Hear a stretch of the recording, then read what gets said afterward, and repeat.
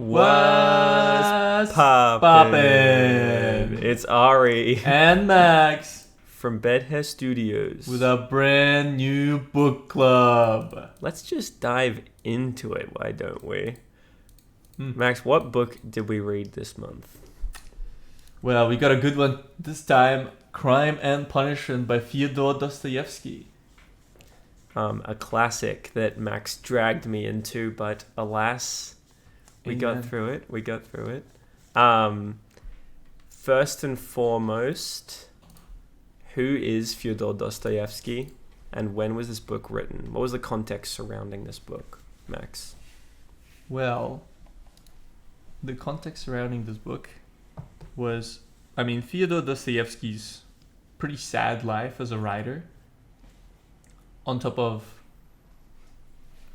general change in thought at the time in Russia. The idea of things like nihilism breaking through. I'd say those are the main motivations for his writing. Yeah, well, I will say the sad life as a writer definitely bleeds through. It is not a very happy book. Would probably not recommend it to someone looking for the most uplifting, but a very interesting book. Basic overview. It's set in St. Petersburg in what year? What year is it set? Oh, not exactly sure. I'm not great with history. That's fair. Anyway, set in St. Petersburg, there's this big rush of new ideas, new people, big immigration and stuff like that. And yeah, I'm not sure how much that is reflected in the time that he wrote. This is unrelated, but I do remember reading that this book was originally serialized. So each chapter or parts, I don't remember. I think it was chapters actually. I think it was were released serially, which is why he is very good at a good cliffhanger, which is so funny seeing like what I expect to see in like a TV show that's trying to get you to tune in next week, but in a book where I've got the whole thing in my hands. I thought that was pretty neat. The book centers around Raskolnikov, a Russian man who graduated university. Did he drop out? He dropped out of university. Yeah, that's right. He dropped out. A Russian dropout who is not loving life too much. Spoiler free, Max. How would you write your own blurb that entices a reader to check it out?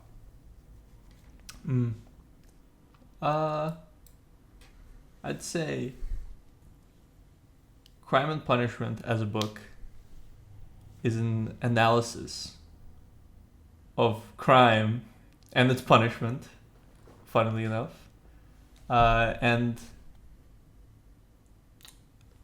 I'm not sure, because it's quite hard to pitch it as like a general, like fictional book.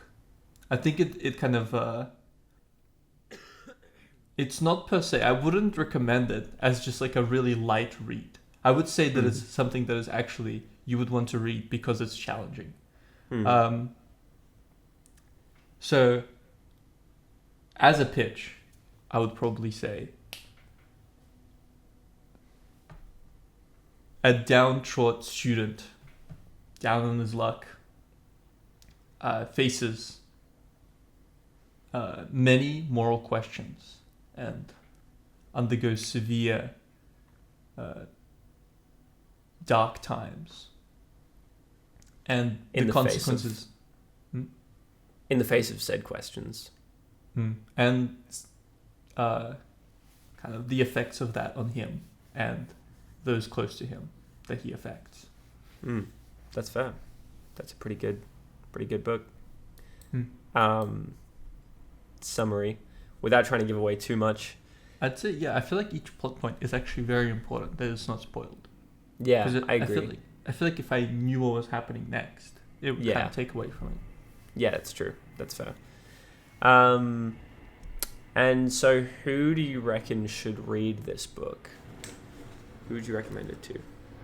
Ooh, that's I think if somebody's really interested in like expanding their horizons, maybe not as much of like a pleasure read per se. It's quite a depressing book in general, which some people love that, but I think it's not a tragedy in the normal sense.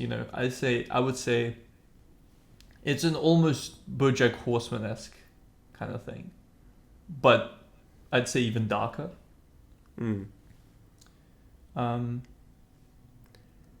Yeah, I'm not sure. I think it would be very specific people that I would recommend it Yeah. to. I met a guy at a party who told me he was studying criminal psychology, and I was like, dude, you have to check out this book. Okay, that's pretty real.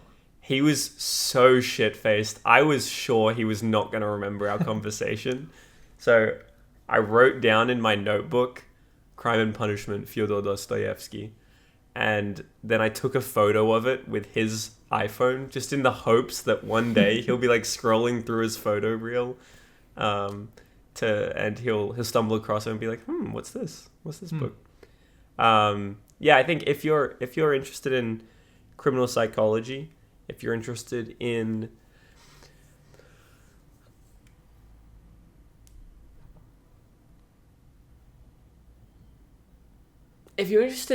the inner turmoil of deeply troubled character, I do think this kind of story works. Like, this kind of story really, it does utilize its medium really well, because books are best at giving you, an internal look of what a character is going through in a way that, movies, TV, games often fall short in. And as such, this book really puts you first and foremost in this unreliable narrator's head who's going through some dark times. So yeah, if you're interested in criminal psychology, if you're interested in bearing heavy burdens, I suppose, and moral quandaries like that, this book might be for you. Do you reckon we leave that there for the spoiler-free zone? I'd say also another thing about Crime and Punishment is that it's written very, I'd say it's very artistic at every single point. Like everything, how Dostoevsky writes is like super descriptive. Yes.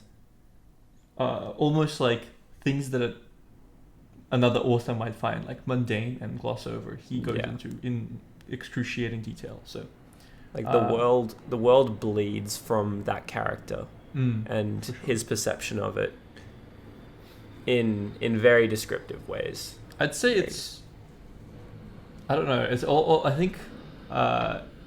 It's like quite gothic writing. So yeah.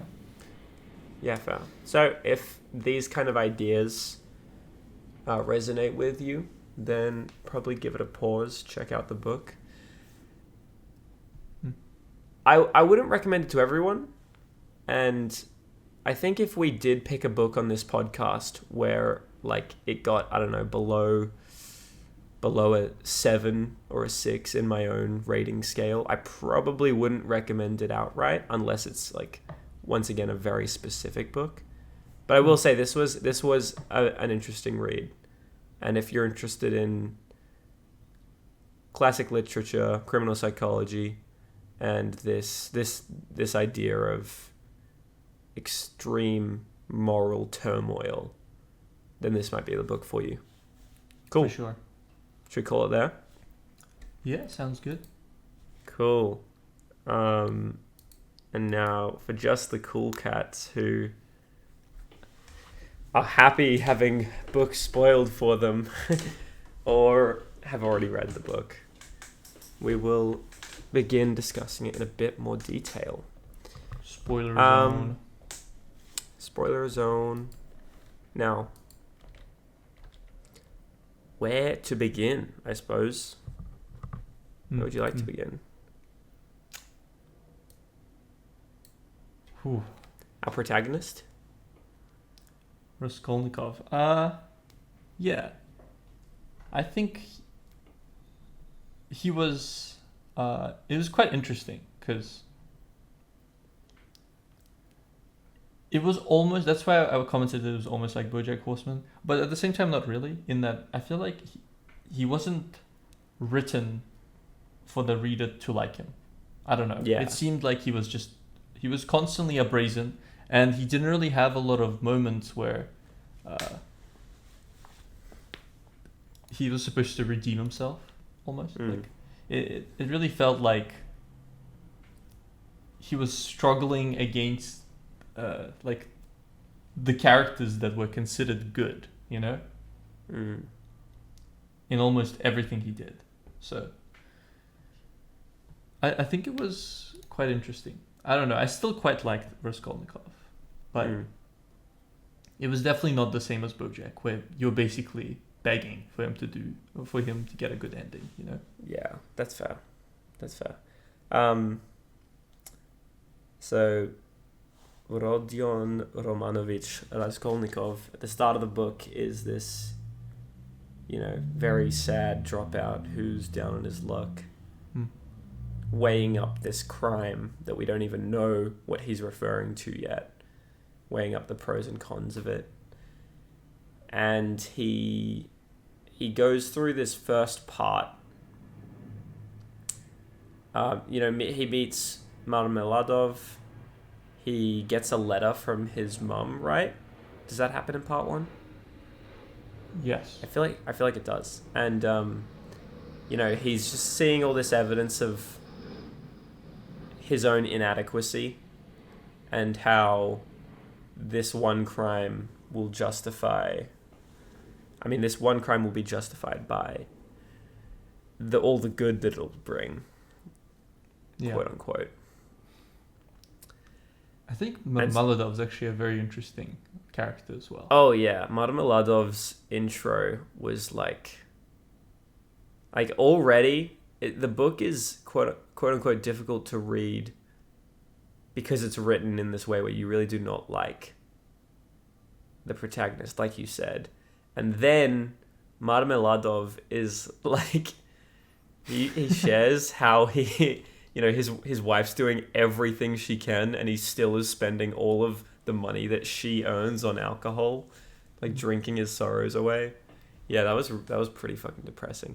It is interesting. I feel like there's a lot in this book that utilizes sort of coincidence. He just like meets Marmeladov just on such an off chance.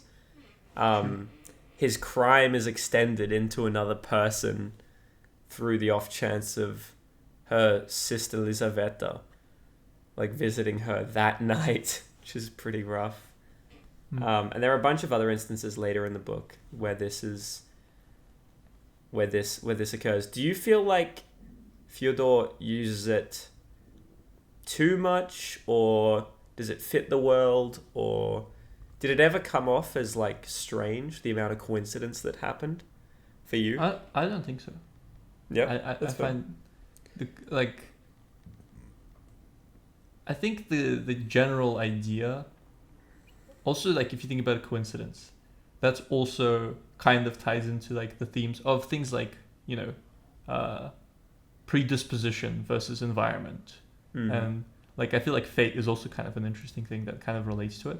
But no, I don't find it like particularly crazy to have all the things that happened, especially because I think they made the plot so much more interesting. Yeah, and I'm a big fan. But I think those coincidences per se are kind of the significant aspects that make the question so much harder, because the fact that Lizaveta was on that night and Raskolnikov killed her as well, that makes his murder just that much worse. Yeah. What did you think of the murder scene? I think it was okay. I wasn't I think that wasn't the interesting part of the book for me. No. It wasn't the interesting part of the book. For me, though, I do think it was very well written in the sense that I was cringing at every turn of it. Also, because he set up this whole, like, you know, he Raskolnikov operates in this great man idea, which we will talk about more, in which everything goes his way, and, you know, he just has to be the iron hand to execute said plans. And then he gets to the murder scene and he's just like flailing like a child, and it's the most like messy, chaotic. He tries hitting her I think with the sharp end, but it just like knocks her across the side of the head. I think killing her with the flat or the back of it or something. I just remember he hits the original pawnbroker woman with the back of the axe twice. True. And then he kills Lizaveta with one strike. With the sharp side. But yeah, the unpreparedness of his murder was, I don't know, the first indication that he's not all he's cracked up to be. Even within his own mind. Yeah. I mean, what do you think of? Do you want to talk about the great man theory? The great man theory. Yeah, I think that's. Well, I mean, that's like one of the most significant things explored within like Crime and Punishment, specifically as it relates to nihilism. You know, it's like just generally because like Dostoevsky himself, big believer, big religious guy, so. He doesn't believe in the idea that there's no objective morality. He's a big relativist hater, per se. What's relativism? Well, it's the idea that there isn't per se an objective good, and that everything's just relative to where you were at. But he hates that because he's big on the not relative to where you're at. It's more so that everyone's just has their own idea of good, and there's nothing that sets apart each one, right? Yeah. He kind of hates that. This book is like a testament to that kind of hate, not only hate of that, but also hate of rationality as a justification for actions, you know? It's... Yeah, you can definitely tell as well, because, you know, generally also with the ending of the story, how Raskolnikov... he embraces love, but also he embraces like scripture per se. Yeah. There's like a lot of strong religion themes in terms of like lot of strong religion, all about like him turning away from the light. He sees like Sonia's pendant, and he's like a werewolf seeing silver or something. He responds very, very negatively to that because he hasn't been redeemed at that point in the book. Yeah, I mean, there's actually so many cool parallels as well. Like I actually I quite like the Mamaladov parallel in terms of if you think about it, like Mamaladov is kind of just like Rodya. Do you say is that how you pronounce it? Mamaladov? I thought it was Marmeladov. I don't know. I'm sorry. I'm not trying to take the wind out of his sails. I mean, either Marmeladov. He's like he's like quite a parallel to Rodya in that he himself kind of discards his wife and daughter, where for Rodya it's kind of his sister and mother. Especially because they try so hard to like get him back on track, but he keeps on his own thing, and I think that's partially why Rodya kind of comes to love like Sonia and Katerina, right? It's because there's like such a parallel to his own mother and sister. Yeah, that's a good point. That's why he gave them the $20 for the 20 rubles for the funeral. Yeah. And also if you think about it, both their mothers actually come to their end in insanity. True. Based on Marmeladov and Dunya's Rodion's actions. Yeah, I feel like that's a big parallel. Also, I love the scene where Marmeladov describes like his life and like his family. I think like that was my first part of the novel where I'm like, wow, this is like incredible in terms of like his life and his family, like yeah, in terms of the writing, because that just felt in the scene in the tavern. Yes. Yeah. It just felt so like that was so visceral, you know. Yeah, it was very good. It was Giga oversharing. Yeah, but The that was his character. That was that 100%. No, it couldn't have gone any other way. He's a martyr that sins, you know. He goes out and he sins to be punished. Like that was his thing. And you know, it's also discussed later by the police officer how it was like a big thing among the specific type of Christian that was, you know, big in Russia. And then the police. Rodion goes to the police station. This was really funny. When he goes to the police station for like something else, like he has to get his license or whatever. I don't remember. He has to go to the station to get something. Then he overhears people talking about the case. It was for his, I think it was summoned for his IOU that he gave to. Oh. Because he was summoned for the IOU that he gave to... Well, he needs to pay it back, yeah. Yeah, right. I think that was... Was it relating to the pawnbroker? Oh, I don't remember. I think it was his landlord, actually. It was his landlady. Okay, yeah. Yeah. And yeah, he was just there and they were talking about the pawnbroker's death and then he just fucking faints. He's like, oh, God. I found that pretty funny. Very stressful as well. I'm still... At that point, I was still like, dude, just lock in. It's not that hard. Yeah, pretty true. I feel like you see, it's so interesting that Raskolnikov is portrayed as such an intellectual, and yet after the crime, he's permanently haunted by this sort of action. And it really makes all of his actions... It's funny because it makes all of his actions so irrational, but he's so good at rationalizing them that he talks himself into it. And in some sense, the audience as well. Yeah. No, it is very good.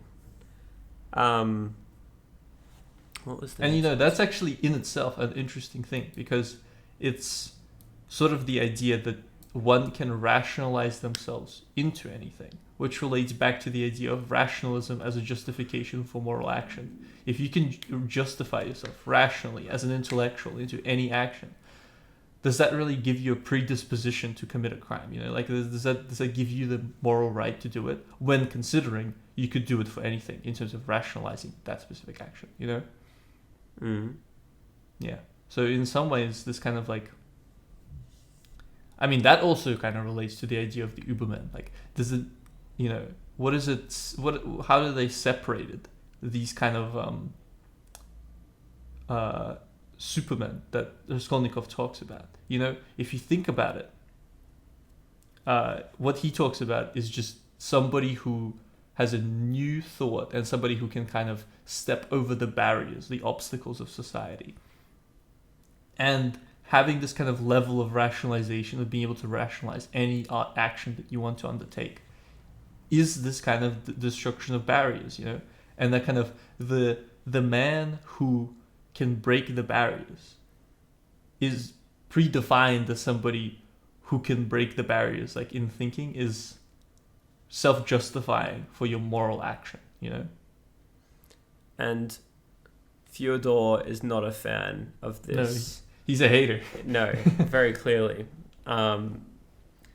As this book is evidence to the fact that, yeah, sure, you could rationalize killing 2 people in cold blood and basically just hiding the money that you were using to rationalize stealing from them very sloppily.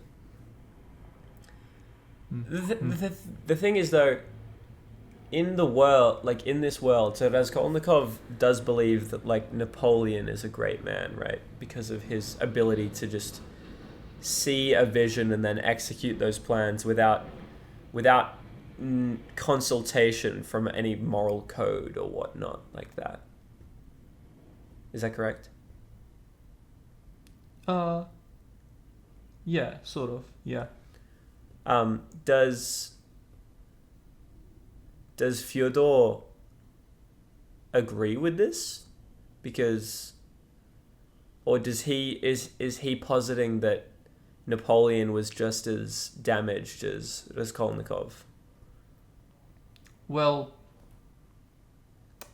I think he doesn't necessarily comment on the idea of Napoleon himself. He just shows Napoleon as like a inspiration for Rodia. You know, I think he's more so a hater of the idea of like the radicals that were rising up in Russia at the time, who I would presume are fueled by the visions of Napoleon and such. That, you know, having this different idea of morals. But yeah, I'm not exactly sure. I guess it's kind of hard to say what his position on Napoleon is. I don't think it's necessarily negative, but I don't think it's necessarily positive. Yeah, fair. I think it's mostly trying to impact an almost fanatical image onto Rodia. Yeah. Okay, fair. This does also remind me. So we don't actually hear about the great man theory until the lead detective Porfiry Petrovich brings it up in conversation with him in a very chill and colloquial conversation. And then it was interesting hearing it from another perspective, because that conversation obviously contextualized our understanding of Raskolnikov's mental state leading up to there, because we hadn't known about his internal great man theory in explicitly, but we had sort of inferred at it through his initial comments about his own upcoming crime. To a certain degree. To a certain extent. And I was going to ask, did you have a favorite character in this book? Because immediately I will say Porfiry Petrovich was really good. I was a big fan of the lead detective and his most eerie, terrifying hot and cold that he was dishing out to Raskolnikov. Like, my favorite scene was, I think, in part 5, with just Raskolnikov and Porfiry in that conversation where Porfiry is like jumping in between directly referencing how he's the murderer to just like the fact that it's all a bit and he's just joking and that like they're just friends. And so he's playing just like these really fucked up mind games that leave both Raskolnikov and the audience reeling as to what he actually knows. That was really good. And interestingly, reflecting back on it, I realized how akin to characters like Christopher Waltz's character in Inglourious Bastards near the start of the film, it felt akin to, and also Everard Clare in Disco Elysium with the cat and mouse kind of playing with their food vibe that they all elicit. And yeah, I'm just a big fan of, maybe you could call it a trope, maybe you could just call it good writing. I thought it was really, really, really good. Do you have a favorite character, Max? Oh, that's sort of difficult. I mean, I like Razumin, but... Razumikin? Yeah, Razumikin. He was just, I don't know. It sort of speaks to a certain like level of passion and loyalty that, you know, even Rodia couldn't abandon to a certain extent. He, you know, kept discarding him, but then always coming back. I don't know. I quite like Razumian, but obviously not. I feel like he didn't get that much of incredibly Screen time. tense and passionate. Yeah, no, like he wasn't too important to the main. He was just a breath of fresh air whenever he was on screen. He was great. Yeah, I agree. I think the Pyotr Petrovich was like one of the best written characters. Yeah, he was very, very good. Other characters, I mean, Svidrigailov was pretty horrific. Closest thing to a villain in the book, even though like the book sort of just posits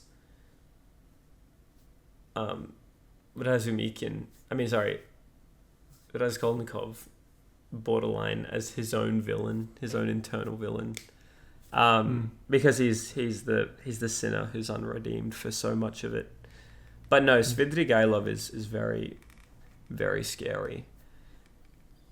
Because he used to be Dunya's like boss, right? Yes, he was her employer. Yeah, right. I'd say, yeah, Svidrigailov. That's quite interesting. I don't know. I think I don't quite understand his final scene. But oh no, I thought his final scene was relatively clear. I don't know exactly why he ends up killing himself. Yeah, I feel like that's kind of strange. I mean, the rest of it's like, but I think it's pretty clear for the story that Svidrigailov's choice to kill himself is like basically Raskolnikov is set at the end of the book to go one of two ways, like Sonya's way or Svidrigailov's way. Svidrigailov taking the the easy way out, I guess you could call it, with just killing himself, because then he doesn't have to face his own crimes and his own depravity, because he is just...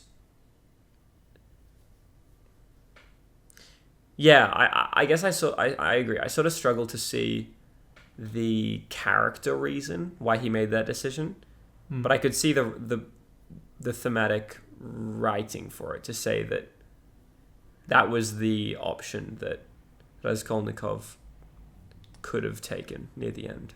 Yeah, well, I guess in some ways, number one, Raskolnikov was kind of like a radical in terms of his ideology, but it's not that necessarily he wanted to do bad, you know? Whereas Svidrigailov kind of, I think he understood that what he did was bad innately. Yeah. So in some ways, Rodya was just misled and then atoned for his sins, whereas Svidrigailov was corrupted from the beginning. And then yeah, right. Fair. I think that's my take on it, but it still seems kind of strange. I feel like his death seems somewhat like unwarranted. Maybe it's because with Rodya, we're just exposed to so much of his mind that it seems like almost natural that he would be able to take his end that way. But with Svidrigailov, it seems so sudden, you know? Like if the book was written from Svidrigailov's perspective, you would be able to tell. Maybe I feel like maybe you have just more time to kind of understand, because he just seemed so Evil. Maybe not in that scene, no, not necessarily evil, but maybe not in that scene, but he seemed so unmoved before, you know. He seemed quite jolly, apathetic about his actions and his own 100%. depravity. Like, so the final scene before that is also like one of the more terrifying scenes of the book, is Svidrigailov and Sonya Somyonov. No, fuck. It was Svidrigailov and Donya. Oh, it was Donya. Yeah, true. So, Donya used to work for Svidrigailov, and he cornered her by going to her place or something. No, it was Donya that came to his place because he threatened the letter. Well, they didn't threaten. Oh, yeah. He talked about a crime. You're gonna want to see this. That's right, and because Dunya was so worried for Raskolnikov, she felt necessary that she goes to see it herself. And then he corners her and basically what exactly happens in that scene? Well, Donya misses twice. And then she discards the revolver. Yeah. And kind of surrenders herself. But then Svidrigailov just kind of asks her a genuine question in terms of whether she would ever love him, and she says no. And then he gives up. And in that sense, I think you had a question in terms of Svidrigailov illusion for Dunya. I have a controversial take of Svidrigailov, it seems like he actually genuinely liked Dunya, as fickle as that might seem in terms of like him having already gotten a new wife. But, it seemed, at least to a certain extent, genuine in his own way. Am I misremembering that Svidrigailov was also like a pedophile? Yeah, he was, yeah. Yeah, right. Okay. But that doesn't necessarily mean that he would harm to Dunya. But Luzhin was just straight up, he just didn't really care for Dunya except as a status symbol. Yeah.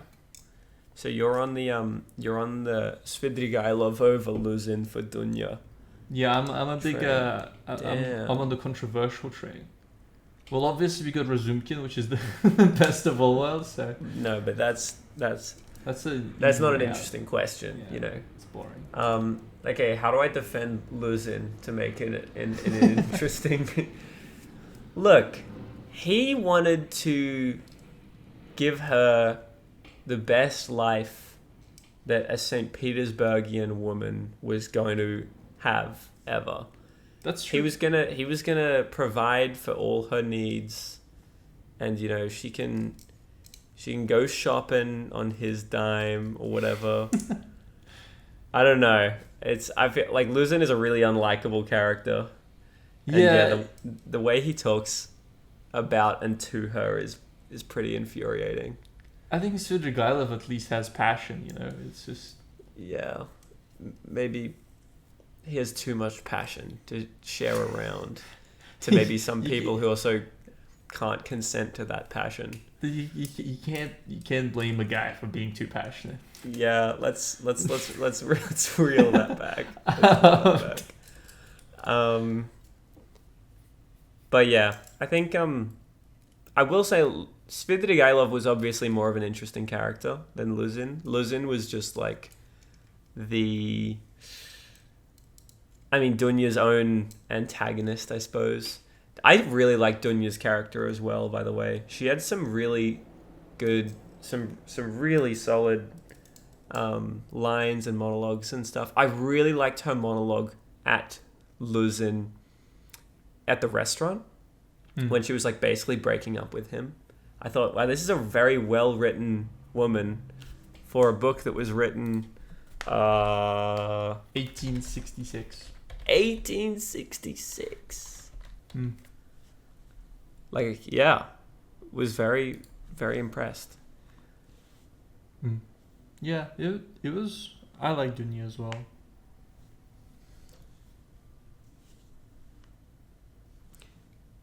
I feel like she was definitely given character. I mean, obviously not like the main character of the book, so she didn't get as much screen time. And I feel like I wish we could see more into her mind, which is kind of interesting. But I mean, that's just kind of a privilege only afforded to Raskolnikov and like one other person. It's not what the book's about. The book's about his. Wait. True. It doesn't. Isn't it? It isn't just from his perspective. No, actually, I think. So in the scenes where it's just Svidrigailov and Dunya, is the narrator omniscient and can't tell what either of them are thinking? Well, I mean, the whole book is written in a weird way in that it's third person, but it also goes into into kind of like almost a first person perspective very often, especially for Raskolnikov. I don't think that you can hear their thoughts in that specific scene. But at the same time, Dostoevsky writes the thoughts in quotation marks anyway, as though they're spoken.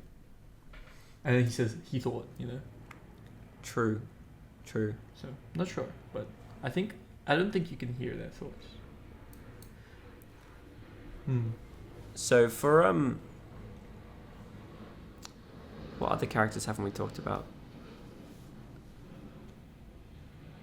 I feel like the other police characters aren't that interesting. I mean, I still like Zamyatov and Ilya, but they sort of are more set dressing than the rest of them.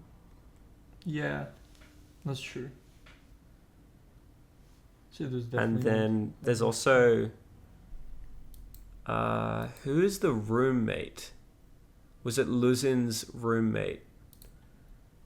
I think Luzin's roommate was like the guy who was super anti the new progressive movement. No, he was super pro. Oh, super pro. Never mind. What was his name? Or Libyatov or something like that. Andrei Semyonovich. Lebezyatnikov. That's right. Yeah. Lebezyatnikov. The representative of the new liberal ideas. Lebezyatnikov. Yeah, a lot of long ass names. Oh my god. Yeah, I mean, Russian names tend to be like that, I guess. Yeah. I think, especially because like the letters sometimes have to be represented by two letters in English. So, yeah. Like which ones? Like Y-A, that's one true. letter, for example. Yeah, so that guy was interesting. I don't think he was particularly antagonized, you know. He was also he wasn't in the book very much, was he? No. It was like 2 scenes or something.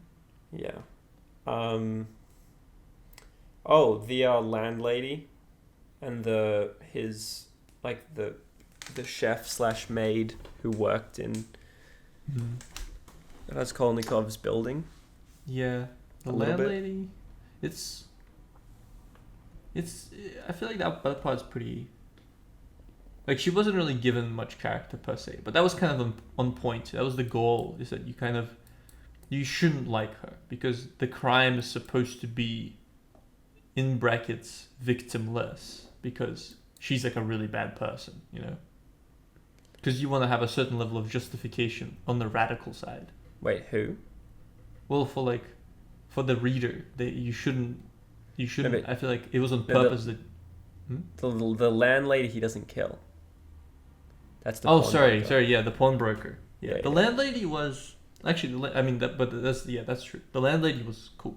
I mean, she took the IOU and the promise from Raskolnikov. You know, she didn't really. I mean. Yeah, it's good landlord and landlady representation, right? Amen. We need more of that, man. That's what the average landlord's like. Everyone, if you were to pick an animal for landlords, I'd pick the bee. The bee? Yeah, because they pollinate, they give everyone life. Yeah, that's so true. Yeah. Most people would pick the leech, and that's very uncharacteristic. Not us. Disappointing. No. Modern. What do you think the key differences would be if this book was written like today? I mean, it's kind of hard. I feel like there are so many things that you have to discard in make-believe because there is forensic evidence. But yeah, I guess so. Almost okay. Maybe set in the same time.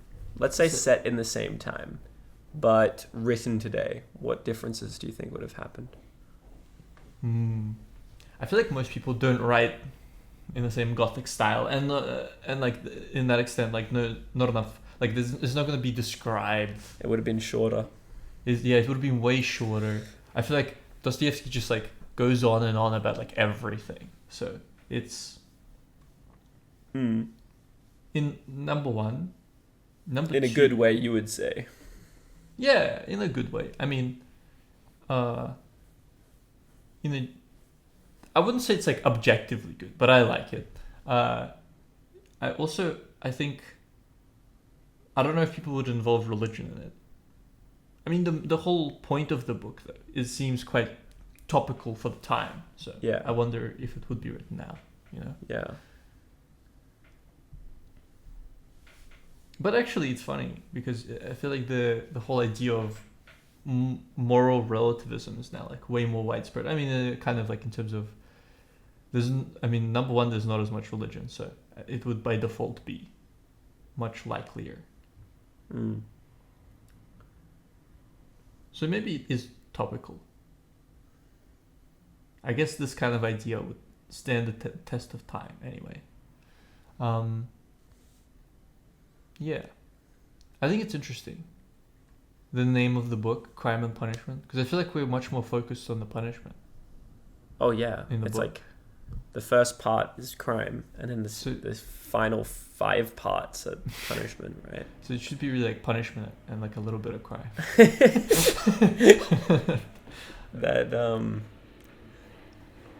That's incredible. That's a great rebranding.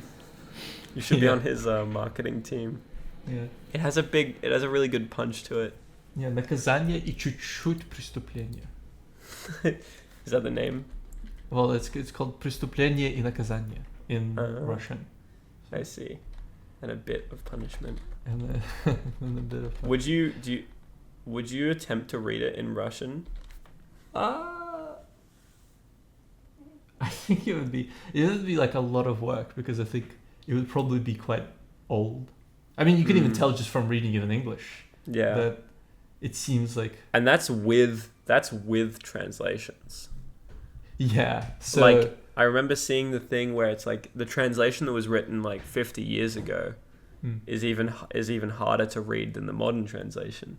Yeah. Wow. So That's if right. you're reading the original Russian, you're gonna be relearning your mother tongue and relearning a very older mother tongue. Yeah. I mean, it's. I feel like definitely there would be stuff lost in translation though, but. Yeah, for sure. Mm. What do you think? So we talked about the Svidrigailov ending that Raskolnikov dodged. Mm-hmm. What about the Sonia Semyonovna ending? I think that one's quite good. I'm quite surprised. Why is it in the epilogue? Why not just extend the book? Why is that not like part 7? Why is it? It feels like an epilogue seems to me to say that the story has concluded and this is like the after. But Yeah. it feels to me as though that's such an important aspect of it that Yeah. he comes to atone for his sins. You know? But maybe putting it as an epilogue gives you the reader the option of like this could be the end of the book, you know, where you're not entirely sure which way it goes. I was honestly surprised at how optimistic the epilogue was. It was, yeah. and the ending. It was like, Yeah. oh wow, he's good. He just serves his time, repents I to mean, God, and he's got his own little community. The first That's epilogue awesome. chapter is pretty sad. Oh, the dream? Or is that at the very end? Because the dream was awesome. I was a big fan of the dream. The dream. Which dream? The dream. He has a dream about like warring people. Oh, the disease as well. And the yeah. disease spreading across the land that that's causes pretty people to like causes people to argue and disagree and then eventually drives them to war. I was a big fan of the dream. The disease is like a direct relation to radicalism at the time. Straight up. But no, I meant like the first chapter where like his mother, like it talks about his mother. Like that was like super sad. Oh yeah, where his mother dies. Yeah. Yeah, that is pretty sad. But man serves his time, lives his life. I mean, He's got He his served gal a waiting year. for him. you don't know. Wait, what's wait, gonna he happen. serves a year? I forgot about that. He only serves a year, but he has 7 more left at the end of Oh, the book. okay, I see. So 8 years? It's not even that bad. oh yeah, it's in Siberia, buddy. No, but it's like he killed 2 people. Well, yes, but he came to atone for his sins, and then people spoke up about his character being good. That's true. That's true. So, you know, That's true. I think it makes sense because the general punishment is like 20 years, right? Well, but it's a double murder, homicide. Yeah. So is it additive? I don't know. Surely the second murder doesn't add as many years as the first. Well, it depends. What is it supposed to be like? Is it like are we talking like it approaches a limit? Because aren't there people? There are people with like 1 billion years on their sentence. That is true. That is true. I don't know. Maybe he'll get a what's it called? When you get out early. Parole. Mm-hmm. Yeah. He's a good little guy. Best of luck for him. Yeah. But yeah, it was a surprisingly optimistic ending. Yeah. Did you think it was going to be... I mean, at the time that I was reading it, I didn't actually... Did I see it? Yeah, I didn't see the religious stuff nearly as obviously, even though in hindsight it is pretty clear. He forced Sonia to read the Lazarus passage. Yeah, that's true. That's true.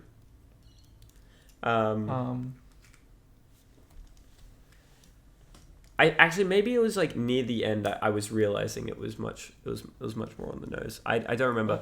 I did read this book. I definitely think I didn't look at it from the religious perspective until he started dropping in so much Lazarus. Like he was like, Lazarus. We love Lazarus.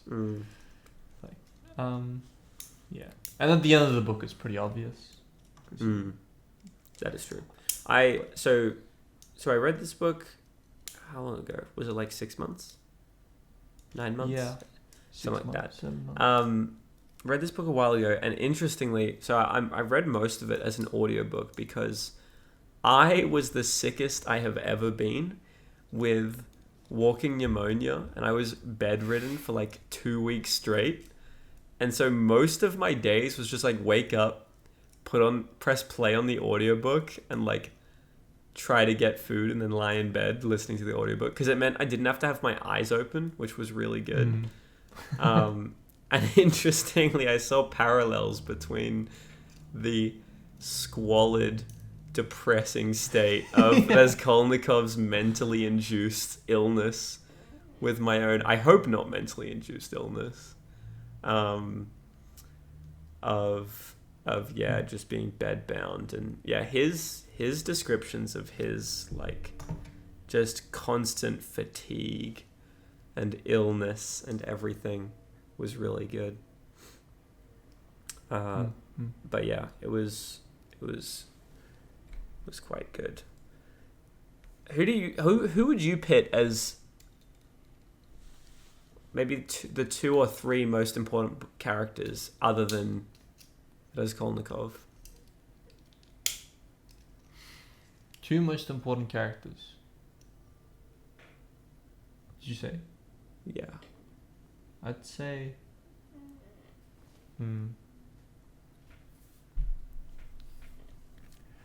I want to say Sonia, but at the same time, no. I don't know. Why not? It feels like she didn't challenge Raskolnikov that much. She just kind of she just existed and came at the end as the kind of atonement for his sins. But that's fair. At the same time, she's so important for his growth. So, and like she is the reason he hands himself in. So, in the sense of like his character arc, she's super important. If not for that, I think almost certainly Mr. Policeman. I think Porfiry. Yeah. Really? I feel like he affects Raskolnikov's like mind so much. But maybe he would have done it anyway, because he says that, you know, like when a criminal commits crime, they'll do that aspect, you know, the thing with coming in, trying to confess, not using the things that they stole anyway. So maybe not. It's hard to say. Who would you say are the two most important characters? Actually, Sonya's probably is one of the most important characters. So, I borderline want to say Dunya. Because I feel like Dunya's there from the start. Dunya is part of the reason for his guilt. He feels guilty that his family, that he's not even self-sufficient yet.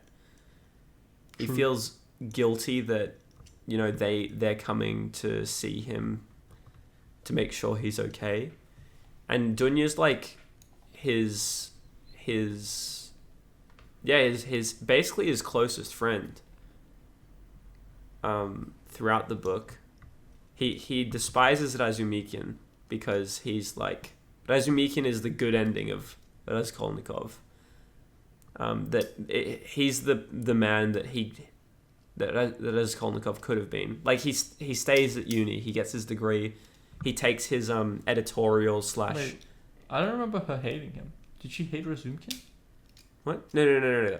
Raskolnikov disliked Razumikin. Oh yeah, to that extent. Yeah. Like in the sense that he was envious of like that's the life that he could have led. Getting he a stable job after uni. He hates him as well in terms of like he's so benevolent, you know. Yeah, and in a way that Raskolnikov himself can't be. You know? Yeah. So he's not, even though Razumikin sees him as a friend, it's only one way. But Dunya, he obviously like she's family, and because of the fact that he loves Dunya, that brings up the guilt of still, you know, as he sort of puts it, like, still being reliant upon his family despite the fact he's a grown man. He doesn't need no family, even though he clearly does. And then throughout the book, Dunya is the one consistently trying to see Raskolnikov and understand him and help him wherever she can. And then that drives her to put herself into harm's way because she knows that Svidrigailov is a deeply troubled and dangerous man. And despite all that, she still decides to follow him just in the case that she gets to help him. Yeah. And in the end, is that the thing that no, that's not. Does he know that event happens? Because he sees Svidrigailov kill himself, right? No, he hears about it at the police station. True, he does. I think it's Sonia is the reason he comes to confess. Yeah, because he comes out because he doesn't want to, and then true, she's there.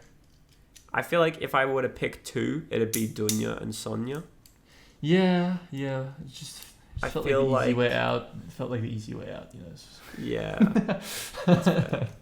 Wanted to pick someone else, but I guess the book, it sort of differs. It transitions from being Dunya to Sonia to a certain extent. You know what I mean? Oh yeah, 100%.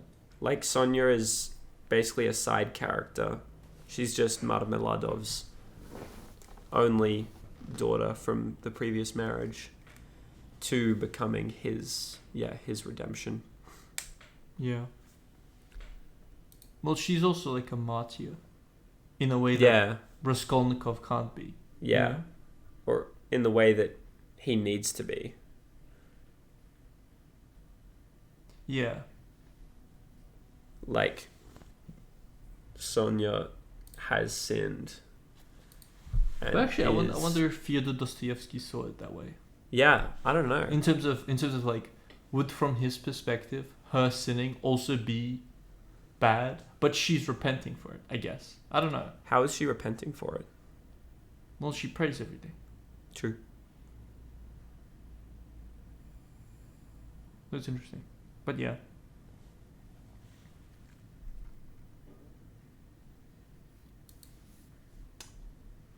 Cool. You want to give a rating for the book? Yeah, we can give ratings. I had a couple other questions if you're interested. Yeah. Do you believe...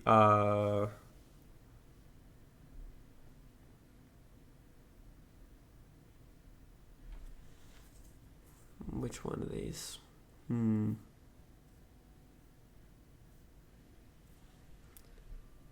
What do you think...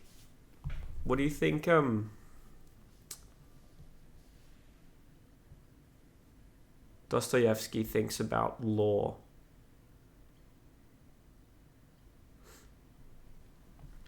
Do you think that... Law. Is law that important in this book?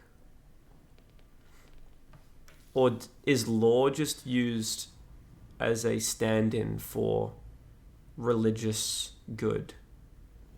You know what I mean? Like moral, like 10 Commandments type shit. Yeah. I don't know. I think law does kind of represent the 10 Commandments type thing, because if, as you see it like throughout, mostly Piotr, is that he comes in and he says he knows about the murder, but he doesn't persecute Raskolnikov. He just tells him, eventually you'll be caught. Eventually you'll be apprehended. And he kind of puts the onus on Raskolnikov himself to repent, right? So in that sense, I think it's almost like it's kind of like the religion, in terms of eventually, once you die, you'll be judged, you know? Yeah, true. That's a very good point. So I think it is supposed to be a parallel. I don't know. Yeah, I'm not sure if he means a lot about the law itself. I guess he talks about it with the radical a little bit. Yep. The radical ideologies. Yeah, not sure. I think it's mostly religion. But religion stands for morality in his view, so. I think the law is supposed to represent kind of an objective morality, not abject morality. Yeah.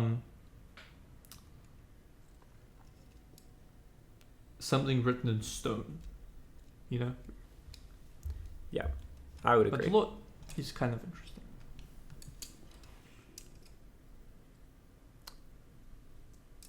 That's true. Do you reckon... Oh, what was I going to ask? I was going to ask something else. Was it in my notes? Oh, that's right. This book is so clearly only about... Not only. Primarily about Raskolnikov. Do you think any characters other than Raskolnikov change significantly throughout the book? Like, do you think there's character development, quote unquote?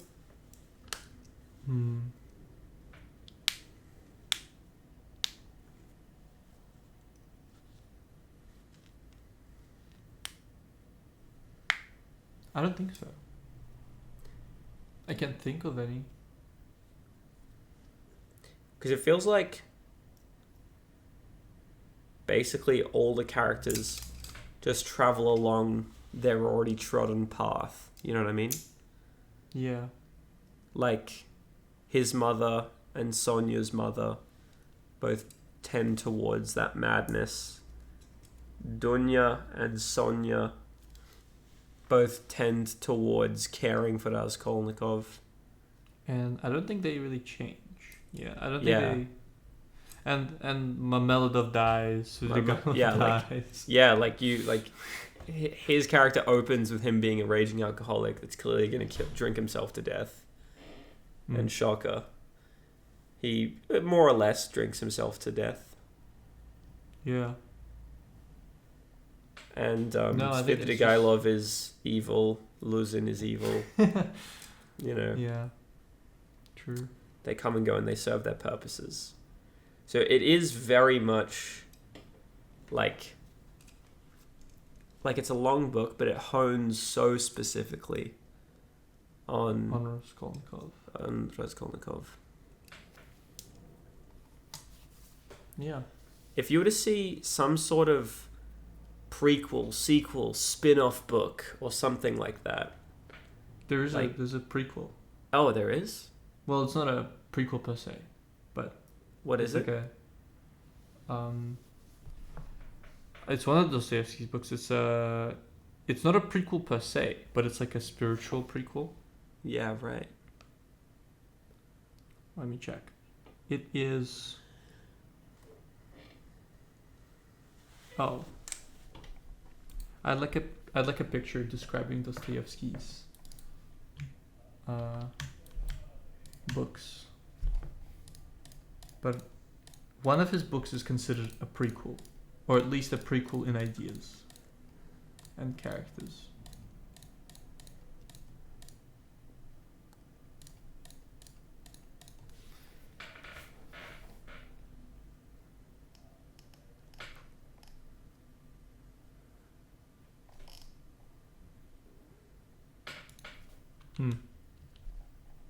Yeah, I don't remember, but I remember one of his books.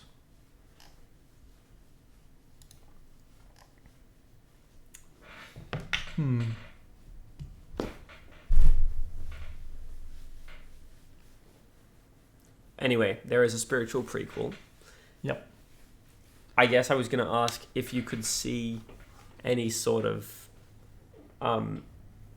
story set in the same world. What kind of story would you like to hear about? What kind of story would you like to read? The same world? I don't know. I feel like there isn't... Like, Raskolnikov is the interesting aspect of that world, you know? Yeah. So, having him go through his entire character arc to redemption is kind of the end of that, I feel like. Yeah, that's fair. I feel like there isn't much more to it. That's very fair. All right. What rating, what review did you give it? That's a hard one, because the ideas in writing, I feel like it's really good, but at the same time, I don't know. I feel like I wouldn't say I was fully engaged the entire time, you know? That's fair. Like, I don't think I think I'm better for it, better for having read it. It's really good in that sense. But as an enjoyable read, not as much, you know? Maybe it's because it's kind of just the time aspect. It's just so old. Potentially. It is a freaking chunky book. Yeah, it just feels like almost at times just too descriptive. It goes on about things that don't feel important for so long. So I'd give it...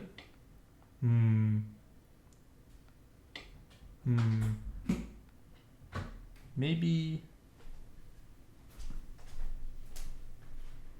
All things considered, a 7. Yeah, damn.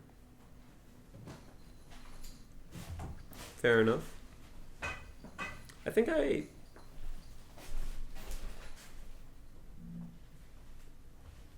quite...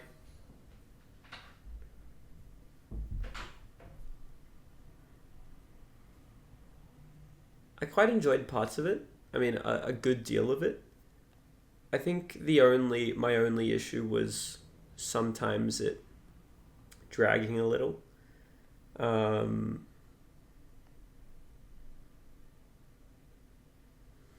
part of me thinks, like, how much of it is my higher rating because it's supposed to be quote unquote like an important book, you know what I mean?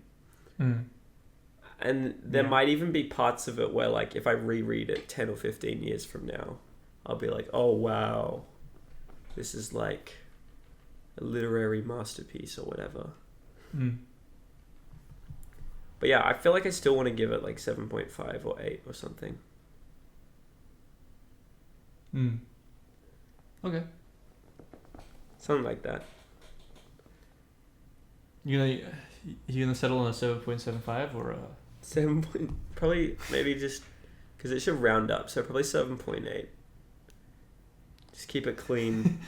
Yeah. Mm-hmm. I was under the impression we were doing a whole 20 points of No, I'm thinking. detail. I'm thinking 1,000. 1,000. Yeah. Okay, that's okay. That's fair enough. Fair enough. Well, then you can do 0.75. that's true. That's true. Well, up to you. I think it's 7.5 to 8, somewhere there. Somewhere there.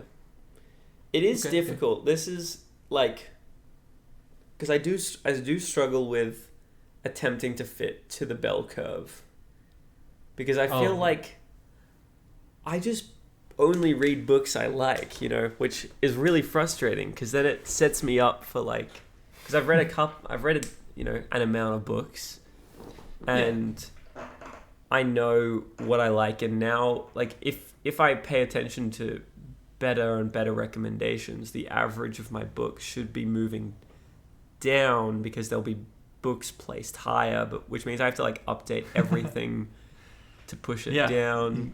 Give it mentally there. It's just rough.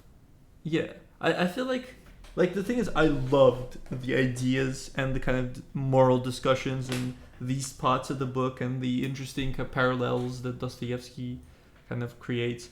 But at the same time, it's just so it's so long. Yeah, the book it's is a lot. The book is just so long. It's a lot.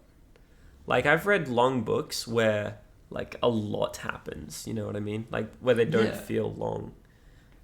The Crime and Punishment is 600 pages, and it feels it's about one guy and one guy's and then yeah. You could summarize it. You could summarize the events that happened pretty succinctly. It's just, yeah. But obviously it adds a lot of weight to each of the character interactions when it's written out so.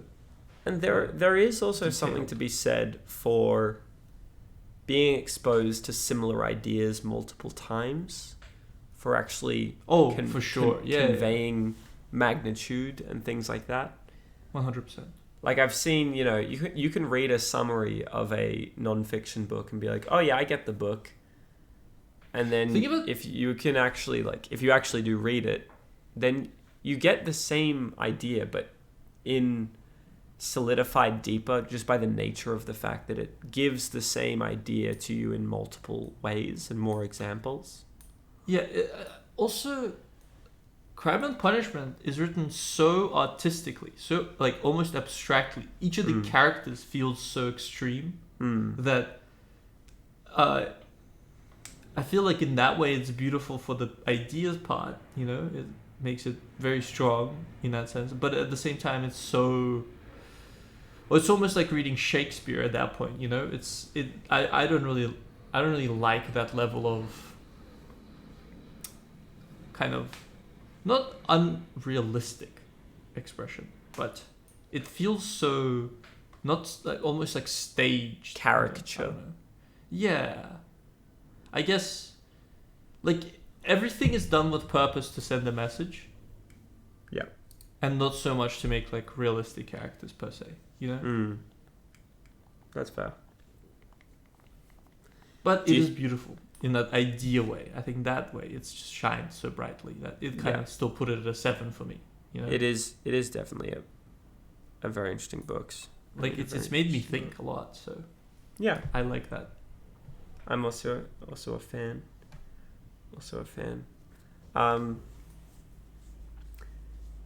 Yeah. Well, I guess we can sort of call it there. If it's. Yeah. It's a very interesting book. I wonder, will I revisit it? Maybe, maybe not. Oh, I'm so excited to talk to Gabe about it again. Yeah. I really enjoyed my conversation with Gabe about it. Maybe we should have had him here for this pod. No, he's coming in for the Brothers Karamazov episode. Oh, we're doing Brothers Karamazov. That's a No. Oh my god. How many pages is it? 800? I think it was over 1,000. Fucking hell. Well, eventually. We'll have to set aside time for a double episode. Amen. Double episode. But to be fair, I think it's considered like his kind of like the ultimatum. It's where you go to after you read all the other books. Oh wow, that's pretty intense. From what I've seen, I think I looked at a few like. Gabe did tell me it's like his favorite book. It's just very chunky. Very chunky, and he had to read it twice to understand it. By the way, so it's man. It's not even 1,000 pages; it's 2,000 pages. Oh no! But I could get it the first time. Yeah, for sure. But yeah, well, that was That crime and a little bit of punishment. Crime. No, a little bit of crime. A little bit of crime and punishment. Punishment and a little bit of crime. Amen. There we go. I got there eventually. Those are a fascinating read. Our next book will be Leviathan Wakes by James S.A. Corey. Oh, I'm excited for this one. Very keen for this one. Very keen. I'm back in the reading mood after the crime and punishment second binge. Yeah, nice. Oh my god, I'm actually so excited. I'm very keen. By the way, I just finished book 6 of The Expanse. Mm-hmm. And so now I'll be... That's crazy. I'll be revisiting book 1. He's got an advantage of me. Maybe before the next pod, real quick binge the By the way, Expanse series. Just finished book 7, 8, and 9, and then 1 again in the month or two. Actually, that might be doable. Wait, are you going to reread the first book? Yeah, 100%. No, 100%. 100%. Like, I was intending to reread it again because it's just so... It's a really good first book of a series. Like, it's a very strong start. But next month we'll be doing Tunic, the video game. Tunic. And get excited for our special guests. Oh, yes. Wait, who's joining for Tunic? Do I know? Oh, I don't know. No. I was talking about the Leviathan Wakes. Leviathan Wakes. Oh, yeah, true. Should we get somebody for Tunic? What do you reckon? Maybe Gabe. Oh, it's kind of sad that he missed the Crime and Punishment episode. Yeah. That's okay. Man, we should have. No, I think Gabe should be there for Tunic. I have reasons, but... Okay. He is like our lead game designer. For Studio, so. But like Tunic will become even more relevant once you step in. Man. Anyway, I'm very keen for both. Thank you for tuning in. Thank you for listening. This is what? I said thank you for listening. Thank you for listening. This has been Ari and... Max. Signing off. Bad Hair Studios out. Perfect.